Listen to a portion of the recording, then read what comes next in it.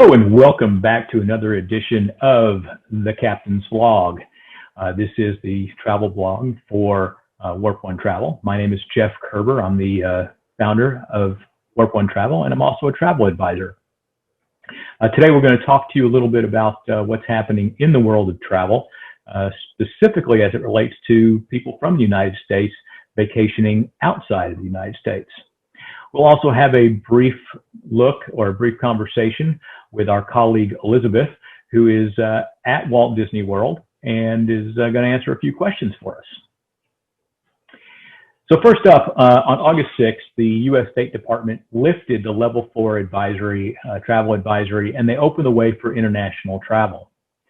That said, a lot of countries around the world are still excluding the United States due to high levels of COVID or coronavirus that are still being fought around the country. Americans are limited to where they can travel, but there are about 20 different countries where U.S. travelers can go right now. Some have different restrictions, others have no restrictions. But one thing is for sure, that list of countries and their restrictions changes almost daily. This is a great reason why you should have a travel advisor helping you keep track of what needs to happen, where you can go, what you need to do before you get there. So I'm going to talk to you now about the various countries and tell you where they are as of right now, at least as of this recording, and kind of fill you in a little bit. So first up is Antigua and Barbuda.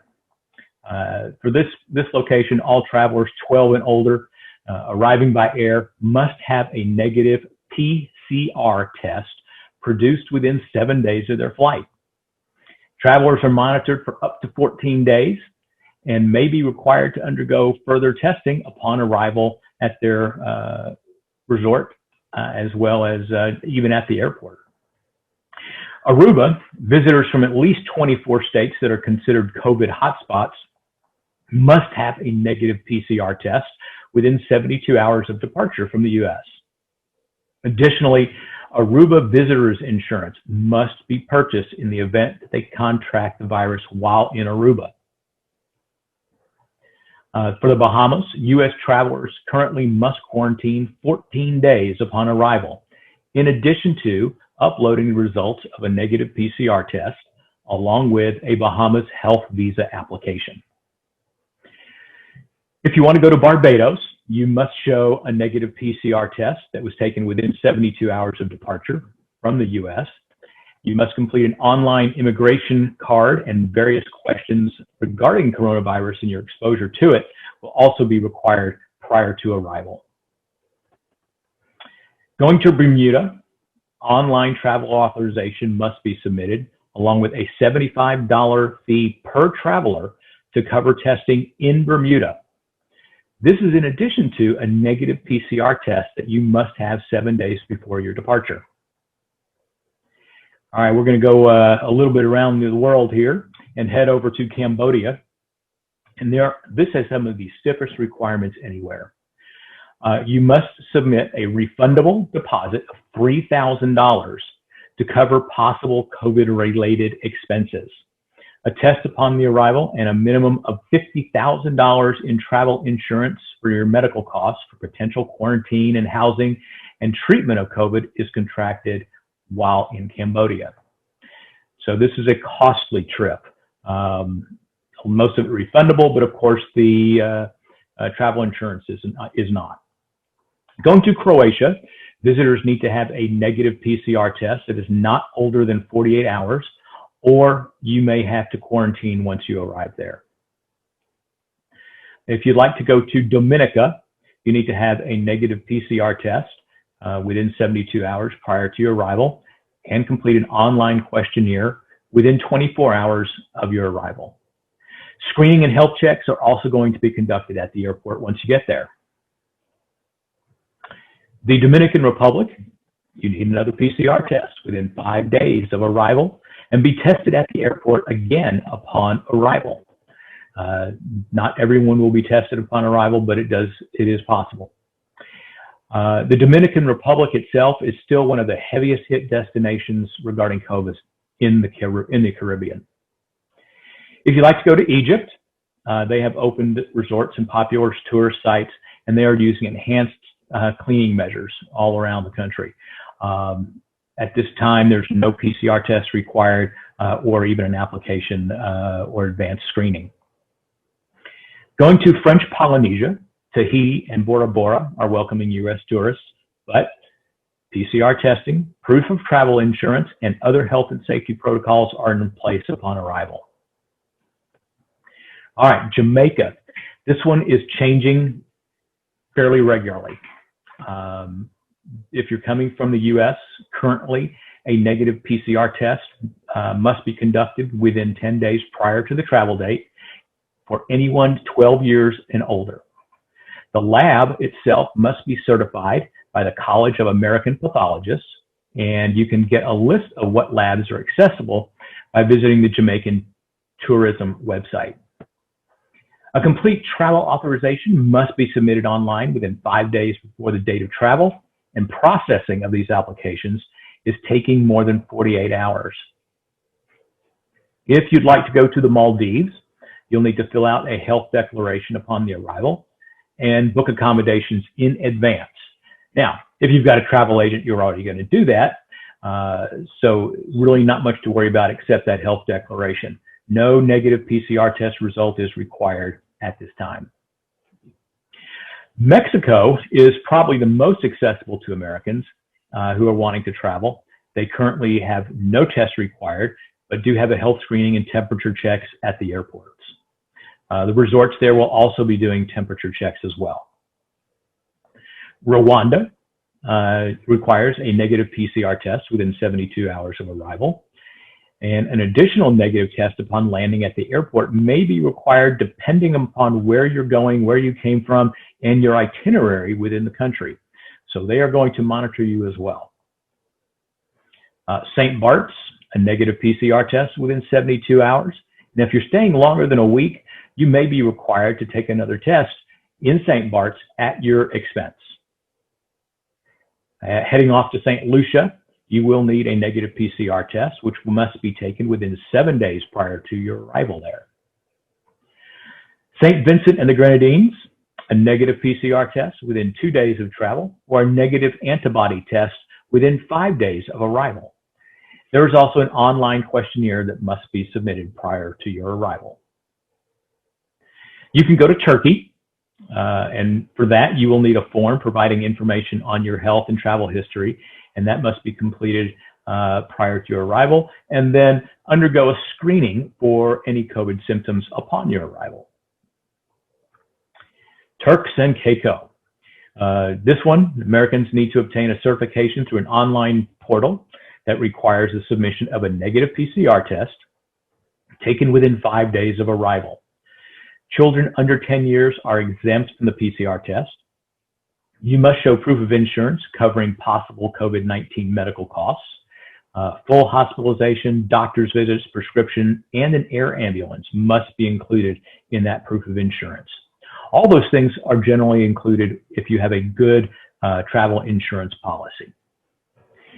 All right, so now we're going to talk to our friend Elizabeth. Elizabeth is one of our colleagues with Travel Planners International. They are a host agency that provides Warp One Travel with a lot of their back-end services.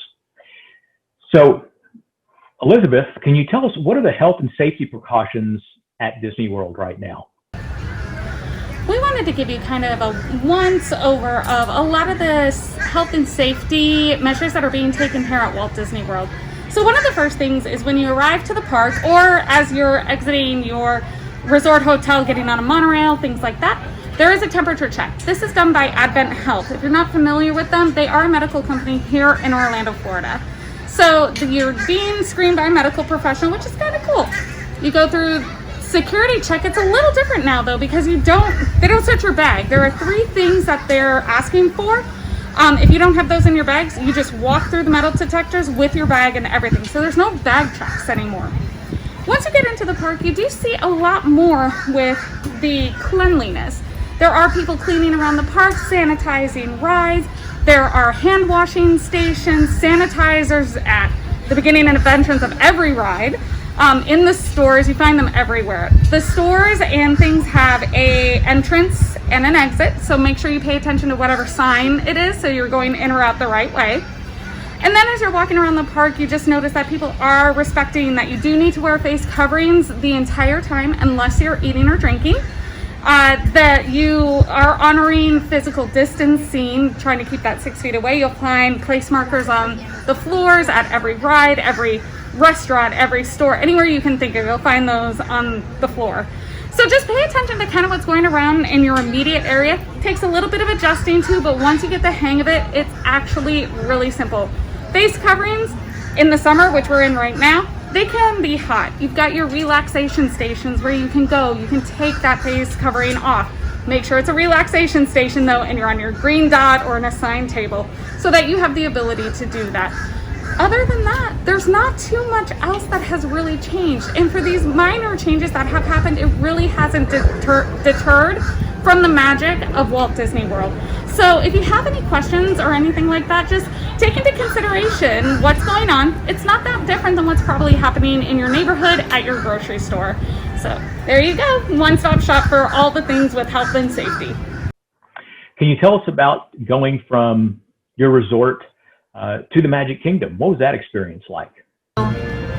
We have made it to Magic Kingdom and I'm so excited. It was super simple. Started out at the Contemporary Resort, did our temperature check and screening there, no wait whatsoever. Hopped on a monorail, which has now got screen dividers on it, which was brilliant, and walked right into Magic Kingdom. As you can see, not a lot of people, which really kind of makes it a little bit more magical. So what we're gonna do now is go get Disney themed face masks. We are at the Emporium, and as you can see, I got my stylish mask, so now I'm official. I got ears too, super cute. Super simple to buy a mask. They're directly behind the counter. Just walk up, a cast member will grab one, show you all the different options, you pick which one you want, and you can put it on right away.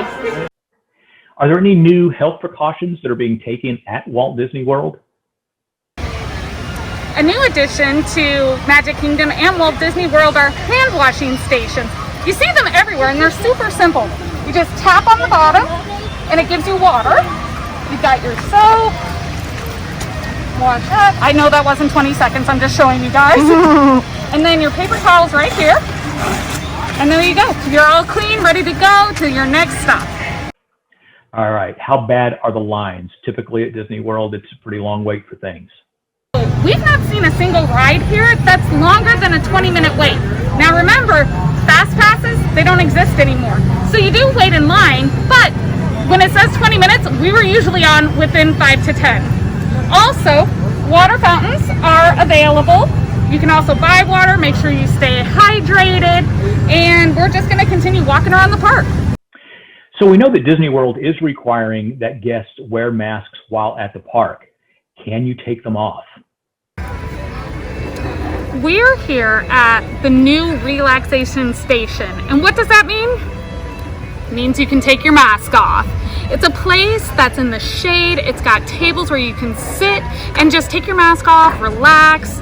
You do need a break. We've had our masks on now for about 5 hours, and you definitely need a little bit of time to just be able to breathe some fresh air. So find a relaxation station. They're in every single park. Super simple to find, or ask a cast member. And what about indoors? Can you take off your mask somewhere indoors? Here we are at another version of a relaxation station. This one's inside and it's at Storybook Circus. It is fully air conditioned, has about 12 tables between the high tops and ones with seats. As you can tell, it's very quiet, very serene. In the middle of a Florida summer, it is absolutely excellent. Or if you have little ones that maybe need a break, or you're with your grandparents, it's just a really nice, relaxing area to come to that's cool, inside, air conditioned, that you can take your mask off and just relax before you go have more fun. All right, Elizabeth, so when you're ready to eat, can you tell us about the new mobile ordering situation? You just go into your My Disney Experience app, click on the map, click on dining, and then view it by the list. You're going to choose the restaurant that you're interested in, and once you get into that restaurant, it's just like ordering Uber Eats or DoorDash. You go through, you pick what you want from the menu, and then place your order. At that point, point, head over to the restaurant of your choice, and when you get there, a Disney cast member is going to bring you in, put you on a little green dot, and you're going to wait there until your app tells you your food's ready, pick it up and head to a table. It's really super simple, but if you have any questions, just ask a cast member and they can help you. Are they still offering casual dining at the resorts? We're here at the Wave in the Contemporary Hotel, and it's a casual dining environment. It's different than quick service, so we wanted to give you a little peek at what it is. What's kind of cool about this with social distancing and not wanting to touch things is they now have their menu attached to a QR code. So all you do is scan it with your phone and it pulls up the menu and gives you all the information you need. And then other than that, it's pretty much normal that you would see anywhere else. You have your tables, they're spaced out, the table next to you is blocked off, but you go about your meal the same way you would at casual dining before. So it's the same experience, you just have a digital menu, which was kind of nice. You have your place markers on the floor when you're waiting in the lounge or anywhere, you do have your markers. Other than that, it's the same old service we've always had. One of the highlights of any trip to Disney are the big parades. What's happening with those? So I don't know what these are called, but I'm calling them pop-up parades. There's no scheduled parade anymore, but randomly a float just comes down the street. It's so spontaneous in the moment.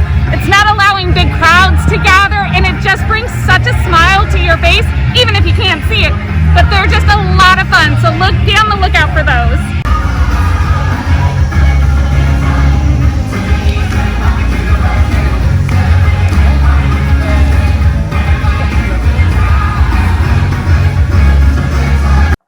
So we know you spent some time at Epcot. What was the ride experience like there? The first one we went to was Soarin', and we walked right on, which almost never happens. So it's amazing. I love Soarin'. It was an incredible experience. You just walk right on. They are, doing the physical distancing that we've been talking about this entire time. They have set up partitions in between. If you're familiar with Soarin', you line up in 3 rows. They now have partitions between those rows, and where they used to probably put, 8 to 10 people in a row, they now have 2 dots, and it's based by party. So, we had 2 in our party, the other people in our row had 2 in their party, so there were 4 of us in that entire row. Once you get into Soarin', there are actually partitions as well, plexiglass partitions, on the seats with Soarin'. So they're definitely social distancing, physically distancing when it comes to Soarin'. Then we went on Nemo in the Seas, and that was just like everything else, physically distanced, plexiglass in the lines, and then distancing every other shell was where they placed you. We also went on Spaceship Earth, same thing. You physically distance outside, place markers on the floor, they distance you in the cars, and we walked onto every one. Now the one we didn't walk onto was Frozen. So Frozen had a 35-minute wait, and here's something that's different, a little insider tip. For Frozen, a 35-minute wait used to be nothing, and 35 minutes meant that you were waiting inside. Now that 35-minute wait had a very long line outside of the building. So bear that in mind. With the physical distancing, it is putting you outside on some of the rides that you may not be used to. So if it is a hot summer day, even if it's a 35-minute wait, it might be long if it's in the sun. I saw at Magic Kingdom, they would put umbrellas up if it was outside, try to give you shade and things, but keep that in mind. 35 minutes now means you could possibly be waiting outside versus inside in air conditioning where you were used to. And that's really, again, not much has really changed except physical distancing, and we're used to that. So Magic, still here. Rides were great. And lastly, Epcot usually has a lot of special events. Is there anything going on right now that our guests should be aware of? We're at Taste of Food and Wine, and what I didn't know and just found out is this is a completely separate event than the International Food and Wine Festival. So this sits kind of in between the end of the Flower and Garden Festival and the beginning of the International Food and Wine Festival. So there's a little bit of flower and garden, there's a little bit of food and wine, it's kind of mixed in between. And there's no end date yet, but we're having a great time. There's lots of stands around like you expect at Food and Wine Festival from all the different countries. Plus, this new area, which is pretty extraordinary, it's got 4 different parts of it, all physically distanced, and you're able to get wine, dessert and champagne, festival favorites, mac and cheese, and you're in an air-conditioned building. So it's just a great place on a hot day to get away to. And again, no end date in sight. Taste of food and wine, a little bit different than International Food and Wine Festival, but just as good. All right, I'd like to thank Elizabeth for helping us out today with her insight as to what's going on at Walt Disney World. Again, my name is Jeff Kerber, and I am a travel advisor with Warp One Travel. So if you need anything at all in planning travel upcoming late this year, or even next year, or into 2022, please don't hesitate to give us a call at 940-489-2771. You can also email me at info, at warponetravel.com. Please take a minute to share this blog with your friends. Please subscribe, give us a thumbs up as well, and even follow us on Facebook.